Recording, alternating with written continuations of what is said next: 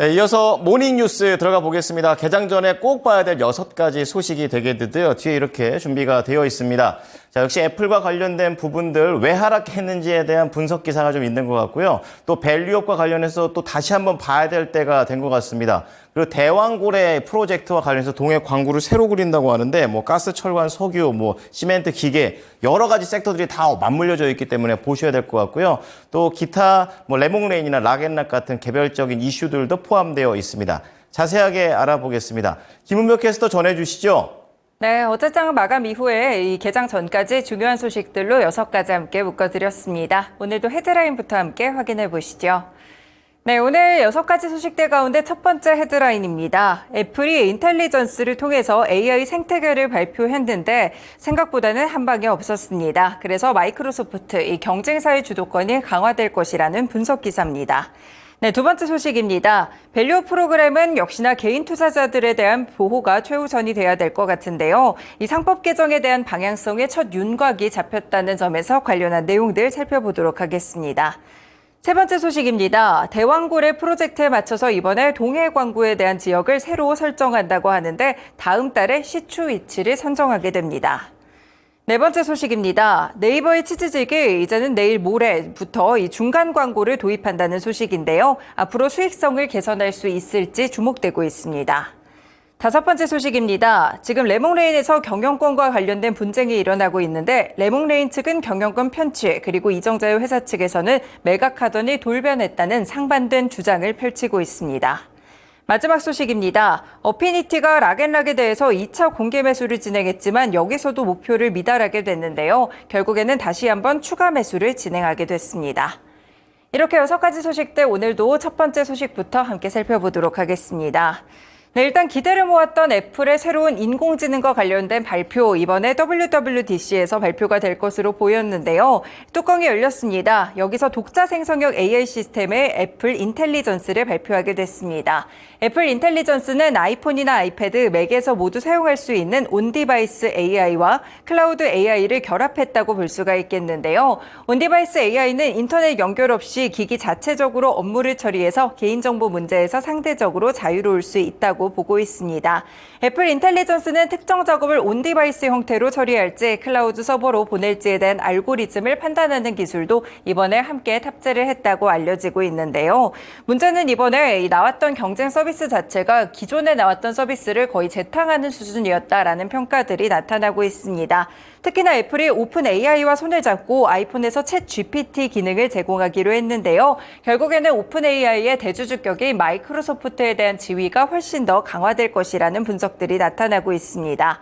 인텔리전스 발표와 함께 생성형 AI 서비스의 대표격인 챗 GPT 개발사 오픈 AI와 손을 잡았다는 소식이 나왔는데요. 결국에 이번 파트너십으로 애플은 오랫동안 내세웠던 자사의 대표 AI 서비스인 시리와 함께 여기에 챗 GPT-4의 기능을 제공하게 됩니다. 챗 GPT-4는 오픈 AI가 지난달에 발표했던 챗 GPT의 새로운 버전이라고 볼 수 있겠는데요. 사람처럼 음성으로 대화가 가능합니다. 이번 계약을 통해서 아이폰 사용자들은 연말부터 챗 GPT에 대한 기능을 무료로 이용할 수 있게 됐다는 점 살펴볼 수 있겠고요. 그래서 시리의 성능은 챗 GPT를 통해서 크게 개선되면서 수천 가지 질문에도 답을 할 수 있다는 그런 기능들이 커졌다고 합니다. 다만 이렇게 여러 가지 기대를 모았던 기능들이 발표가 됐지만 생각보다는 이 어느 정도의 컨센서스에 미치지 못했다라는 평가를 받으면서 애플의 주가 역시나 하락으로 거래를 마쳤는데요. 이 1.9% 정도 내림세로 거래를 마쳤다는 점에서 국내 애플 밸류체인 관련 종목들도 눈여겨보실 필요가 있을 것 같습니다. LG이노텍이나 BH, 자화전자, 더구전자 같은 종목들이 나타나고 있는데요. 그 가운데 대표적으로 LG이노텍 함께 차트로 보겠습니다. 네, LG이노텍의 경우에는 그동안 WWDC라든지 애플의 인공지능과 관련된 생태계 이야기가 나올 때부터 다시 한번 상승하는 모습들을 좀 그렸는데요. 다만 지금 올라온 지점 속에서는 계속해서 횡보하는 모습 속에서 약간의 상승세 정도만 보였습니다. 특히나 어제의 경우에도 몇 가지 애플 밸류체인 관련 종목들이 WWDC에 대한 기대감으로 인해서 상승하기도 했었는데요. 다만 이렇게 개막이 됐고 또 어느 정도 공개가 됐을 때 실망감이 있었기 때문에 관련 종목들도 오늘장 정규장 에서 주목해 보시길 바라겠습니다. 네, 두 번째 소식으로 넘어가 보겠습니다. 한 매체의 단독 보도인데요. 이제 내일 열리게 되는 자본시장연구원의 기업 지배구조 정책 세미나가 향후 정부의 상법 개정 방향을 가늠할 수 있는 첫 단추가 될 것이라고 보입니다. 최상목 경제부총리 겸 기획재정부 장관이 지난달 27일 기업 밸류 프로그램을 떠받치는 한 축으로 상법 개정을 검토하겠다고 밝혔었는데 처음 열리는 전문가의 의견 수렴 창구라고 볼 수 있겠는데요. 이제 내일 열리는 세미나를 시작으로 해서 추가적으로 업계 의견을 듣고 하반기 중에는 법제 개편 방안을 가다듬는다는 방침입니다. 이 매체에서 입수한 세미나의 발제 자료에 따르면 상법 개정의 첫 수순으로 소액주주의 권리 강화에 방점이 찍혔다고 하는데요. 이번 세미나에서는 주주에 대한 충실 의무 도입의 필요성, 기업 지배 구조의 문제점과 개선 방향, 주주권 강화를 위한 주총 제도 개선 방안 등이 잇따라 주제로 선정되기도 했습니다. 특히나 여러 가지들 가운데서 김 교수가 발표하는 것을 보시면요. 지배주주와 일반 주주 간 이해 충돌이 심해지면서 코리아 디스카운트 현상이 발생한다고 보고 있는데요. 그래서 이에 대한 해결책으로 이사의 충실 의무 대상을 회사에서 주주로 확대할 것을 주문했습니다. 현행 상법상 이 이사가 소액주주의 이익을 침해하더라도 별다른 책임을 물을 수 없기 때문에 회사뿐 아니라 주주 측에서도 의무를 강화해야 된다라고 보고 있는 것인데요. 네, 이렇게 여러 가지 내용들이 또 내일 이 관련된 세미나를 통해서 밝혀지게 되니까요. 함께 참고해 보시면 좋을 것 같습니다. 밸류업과 관련된 내용들도 불거질 수 있을지 두 번째 뉴스 함께 전해드렸습니다. 네, 세 번째로 넘어가 보겠습니다. 이 대왕고래 프로젝트 계속해서 시장에서 주목을 받고 있는 한 테마라고 볼 수 있겠는데요. 정부가 심해가스전 개발이 추진되는 동해 일대 광구를 새로 설정한다고 합니다. 석유와 가스가 대량으로 묻혀 있을 것으로 추정되는 대왕고래 등 새롭게 발견된 유망 구조가 기존의 복수 광구에 걸쳐 있기 때문에 개발이나 투자에 대한 구획을 새롭게 정리할 필요성이 있다고 본 것인데요.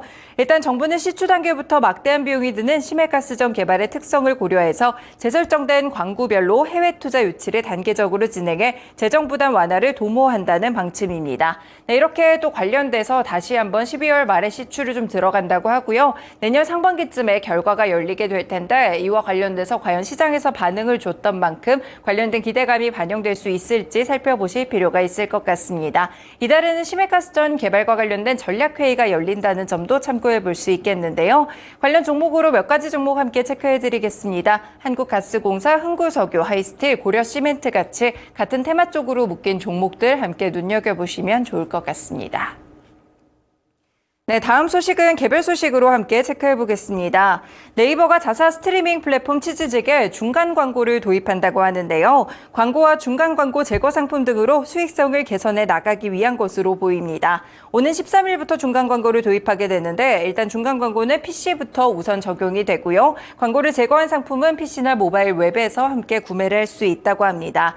일단 중간 광고에 대한 수익은 별도 구분 없이 기존 광고 수익과 합산돼서 노출이 되는데 수익이 일단은 바로 출시 시점부터 발생을 하게 되지만 결국에 수익금에 대한 확인은 6월 말부터 그리고 수익금에 대한 정산은 7월부터 들어가게 됩니다. 이 중간 광고는 라이브라든지 다시 보기 시청 중간에 노출되는 광고인데 이 동일한 기준으로 스트리머에게 광고 수익이 분배가 된다고 하고요. 프로나 파트너 스트리머는 광고 미루기를 할 수 있고 광고 주기도 설정을 할 수 있게 됩니다. 일단 구독 중인 채널에서는 재생전 광고 외에 중간 광고도 제거될 수 있다는 점 확인을 해보시면서 이렇게 네이버에서 치즈직과 관련돼 다시 한번 광고 서비스 새로운 요금제를 또 도입하게 됩니다. 관련 종목으로 이 관련된 광고 업계들의 주가가 어제 시간외에서 함께 상승했는데요. 플레이디, 와이즈버즈, EM넷, 모비데이즈 같은 종목들이 있고요. 이 가운데 모비데이즈를 제외하고 나머지 세 가지 종목들 시간외에서 상승세를 크게 보였다는 점 함께 참고해 볼 수 있겠습니다. 네, 다음 소식으로 넘어가 보겠습니다. 이번에는 경영권 분쟁과 관련된 소식인데요. 드라마 제작사 레몽레인의 경영권을 두고 다툼을 벌이고 있는 이 회사 김동래 대표와 최대 주주인 아티스트 유나이티드가 서로 진실 공방을 벌였습니다.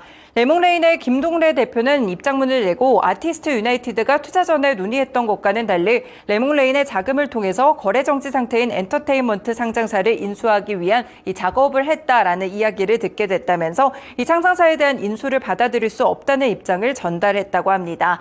이 아티스트 유나이티드 측은 방방문을 냈는데요. 김 대표가 일신상의 이유로 회사를 매각하고 떠나기로 하고 레몽레인을 인수해달라고 요청했는데 계약 후에 돌변하면서 계속해서 경영을 유지해달라 해달라라고 이야기를 했다라면서 상반된 주장을 내놓기도 했습니다. 이렇게 경영권 분쟁과 관련돼서 첨예하게 좀 의견 대립이 있는 상태인데요. 앞으로는 위즈익 스튜디오 그리고 박인규 대표가 보유하고 있는 지분들이 캐스팅 보트 역할을 할 것으로 평가가 되고 있습니다. 관련 종목으로 레몬레인 체크해드리고요. 최근에도 경영권 분쟁으로 주가가 상당 부분 큰 폭의 등락 과정을 거쳤는데 이렇게 계속해서 대립이 지속되고 있다는 점에서 레몬레인 주가도 체크해 볼 수 있겠습니다. 네, 마지막 소식으로 넘어가 보시죠. 글로벌 사모펀드 운용사 어피니티 에쿼티 파트너스가 락앤락에 대해서 2차 공개 매수를 진행했지만 이번에도 목표치에는 도달하지 못했습니다. 이 락앤락의 최대 주주인 어피니티 측은 지난달 16일부터 이달 5일까지 주당 8,750원에 2차 공개 매수를 진행했지만 목표 주식수에 훨씬 미치지 못하는 40만 6,885주만 매수를 했다고 하는데요. 그래서 현재 지분은 86.38%에 달하게 됩니다. 일단 어피니티 측은 락앤락의 지분 69.64%를 보유한 상태에서 상장 폐지를 위해 잔여 지분을 꾸준하게 좀 모아왔는데 아직까지는 목표치에 미달한 것으로 보이고요. 결국에는 지난 7일부터 추가 매수에 돌입했는데 기간은 9월 6일까지지만 추가적으로 일정을 봤을 때 추가 매수 일정에 따라서 연장이 가능하다는 점 확인해 볼 수 있겠습니다. 관련 종목으로는 역시나 락앤락까지 함께 체크해 드립니다. 이렇게 개장 전에 중요한 소식들 6가지 함께 모아드렸습니다. 모닝뉴스였습니다.